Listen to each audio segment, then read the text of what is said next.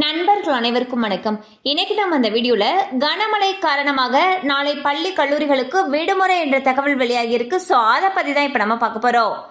வங்கக்கடலில் உருவாகியுள்ள காற்றழுத்த தாழ்வு மண்டலம் தமிழகத்தை நோக்கி வருவதால் நாளை முதல் டெல்டா மாவட்டங்களில் மிக கனமழைக்கான ரெட் அலர்ட் எச்சரிக்கை விடுக்கப்பட்டுள்ளது. இந்த கனமழையை எதிர்கொள்வதற்கு உண்டான முன்னெச்சரிக்கை நடவடிக்கைகளை மாவட்ட நிர்வாகங்களும் தமிழக அரசும் மேற்கொண்டு வருகின்றன. இந்நிலையில் முன்னெச்சரிக்கை நடவடிக்கையாக நாளை நாகப்பட்டினம் மாவட்டத்தில் பள்ளி கல்லூரிகளுக்கு விடுமுறை அளிக்கப்படுவதாக அந்த மாவட்ட ஆட்சியர் அவர்கள் அறிவித்துள்ளார்.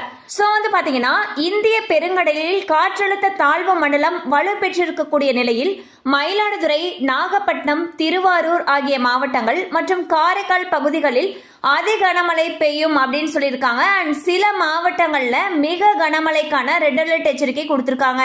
அந்த வகையில் தற்பொழுது நாகப்பட்டினம் மாவட்டத்தில் இருக்கக்கூடிய பள்ளி கல்லூரிகளுக்கு விடுமுறை அறிவிச்சிருக்காங்க.